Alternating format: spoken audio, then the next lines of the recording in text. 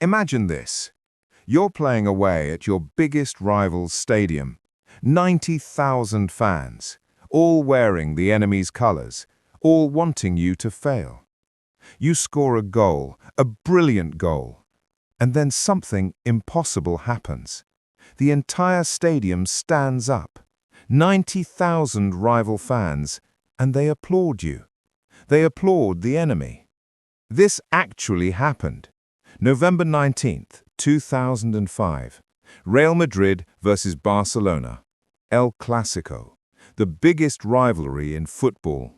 And one man made 90,000 Real Madrid fans forget their hatred for just a moment. His name was Ronaldinho. Ronaldinho de Assis Moreira, born in Porto Alegre, Brazil, March 21, 1980.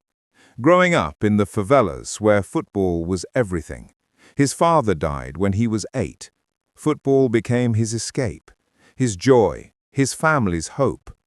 By 13, he was already a prodigy. Skills that seemed impossible. Tricks that made people laugh. Because that's what Ronaldinho meant. Little Ronaldo. Always smiling, always playing, always making football look like the most beautiful game on earth.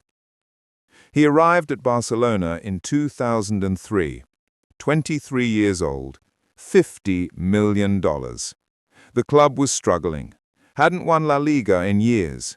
They needed a hero. They got a magician.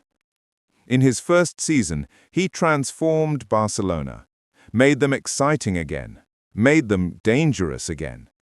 By 2005, he was the best player in the world. The Ballon d'Or was his. Everyone knew it. Even Real Madrid fans knew it. El Clásico. Real Madrid versus Barcelona. It's not just a football match. It's politics. It's culture. It's history. Madrid represents the capital, the establishment. Barcelona represents Catalonia, independence, regional pride.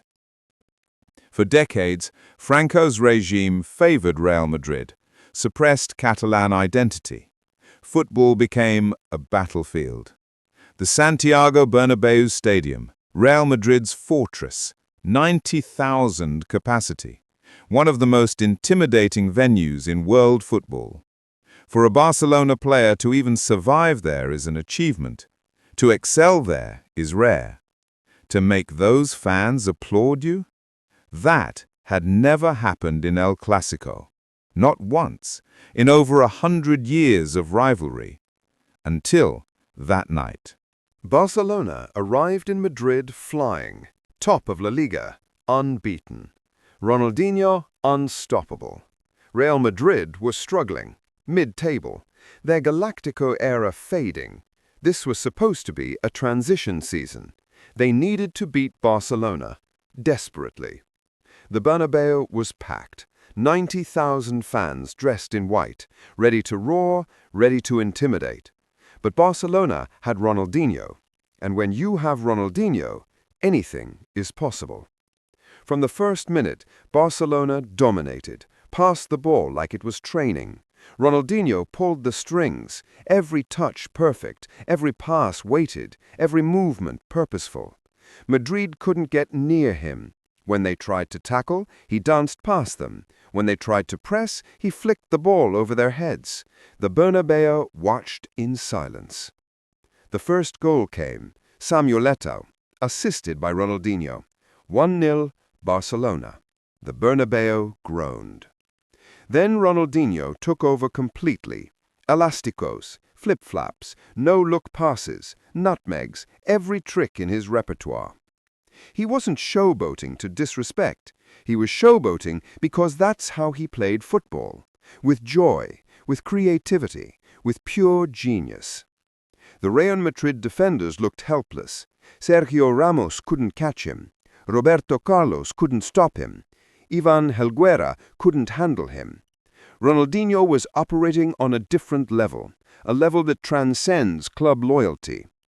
The Bernabéu started to murmur, not in anger, in appreciation, grudging at first, but growing.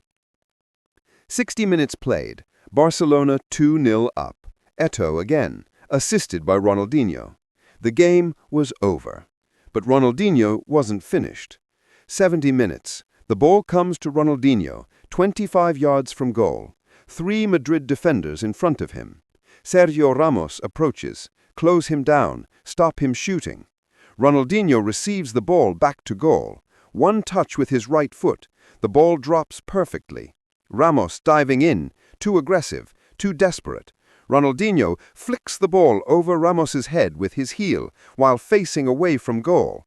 The defender on the ground. Ronaldinho spins, ball falling, perfect height, perfect position. Ronaldinho strikes, right foot, dipping, swerving, top corner. Iker Casillas frozen. The best goalkeeper in the world can't move, can't reach it. The ball hits the net. 3-0 Barcelona, away at the Bernabéu. Ronaldinho's masterpiece complete. He doesn't celebrate wildly, just jogs back, slight smile, teammates mobbing him. But then something extraordinary happens. A sound. Applause.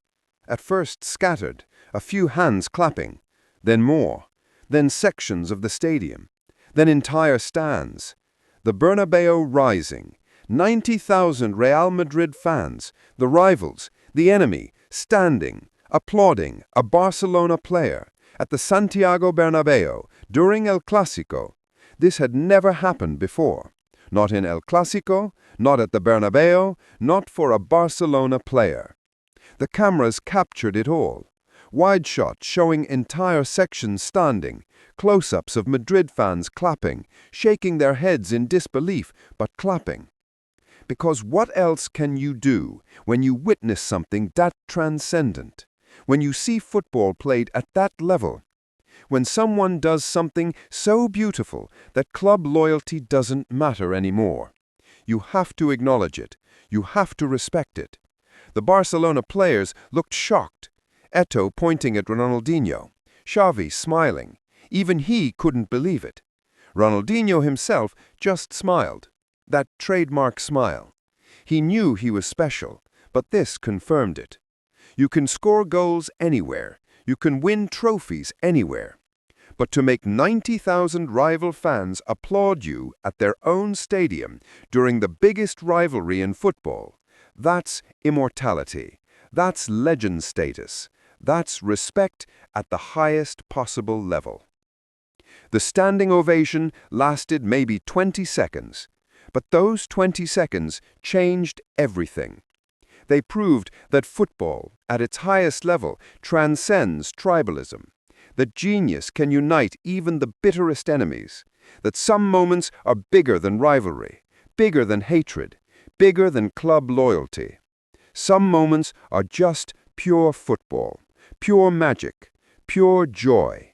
And on that night, Ronaldinho gave the Bernabéu a moment they would never forget, even if he was wearing the wrong colors.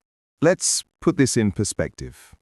El Clásico has been played since 1902, over 120 years, over 250 matches, hundreds of goals, thousands of players, legends from both sides. Di Stefano, Cruyff, Maradona, Ronaldo, Zidane. All had brilliant moments.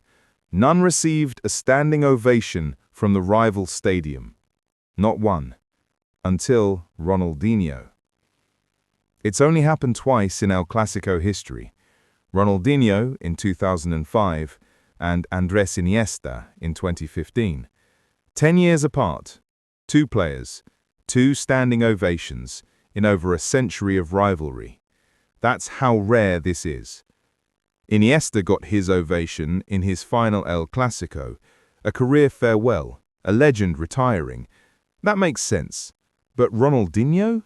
He was 25 years old, in his prime, destroying Real Madrid, and they still stood and clapped. That's a different level of respect. That's acknowledging genius while it's actively beating you. This wasn't the only time rivals respected Ronaldinho.